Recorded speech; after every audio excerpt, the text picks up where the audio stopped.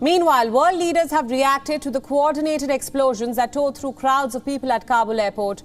The site of the explosion continues to be flocked by thousands who are still hoping to board flights to safety.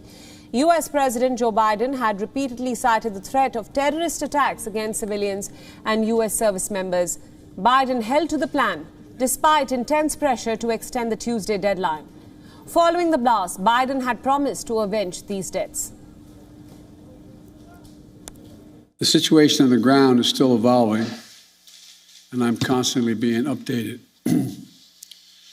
These American service members who gave their lives, it's an overused word, but it's totally appropriate here, were heroes. Heroes who've been engaged in a dangerous, selfless mission to save the lives of others.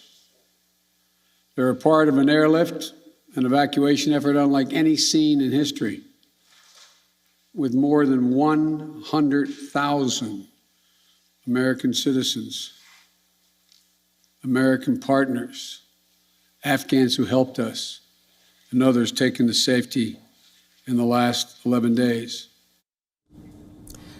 British Prime Minister Boris Johnson denounced the attack as barbaric. Johnson paid tribute to the effort of those involved in the evacuation operation, while also vowing to continue with the evacuation efforts. Johnson said that he's optimistic on the Taliban letting others to leave after the August 31st deadline date.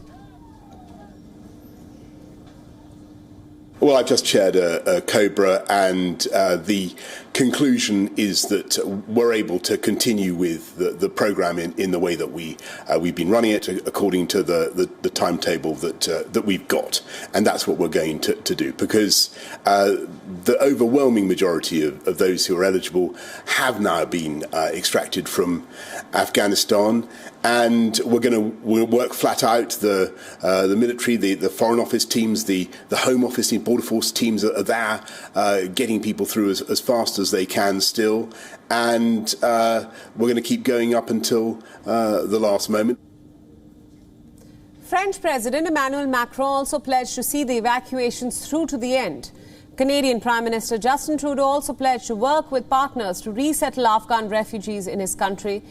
In a tweet, Trudeau wrote, "Our hearts break for the people of Afghanistan and the loved ones of the victims. We will continue to work with our partners to support the Afghans and resettle refugees in Canada." Meanwhile, the Australian Prime Minister Scott Morrison has condemned the deadly attacks, describing them as evil, calculated and inhuman. Morrison confirmed that Australia's evacuation operations had been completed. Australia condemns the evil, the calculated and inhuman attacks that were undertaken in Kabul overnight on the innocent and on the brave. We join with our American and Afghan friends in mourning their terrible and awful loss, like so many other losses that have gone before them. We are especially mindful of the reported 13 US Defence Force personnel who were murdered at the Abbey Gate at HKIA. Extending condolences to the families of the victims of this terrorist attack, India has strongly condemned the bomb blast in Kabul. In a statement, the Ministry of External Affairs has called for the world to stand united against terrorism and all those who provide sanctuaries to terrorists.